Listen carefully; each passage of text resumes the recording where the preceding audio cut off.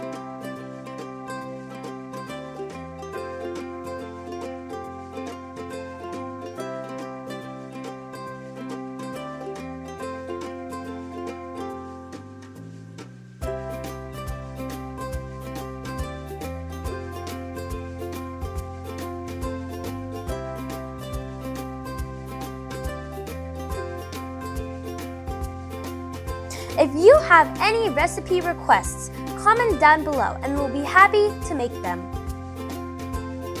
We hope you enjoyed this video.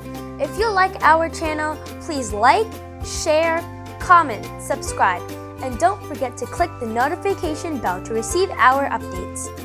Catch you soon in our next video. Bye!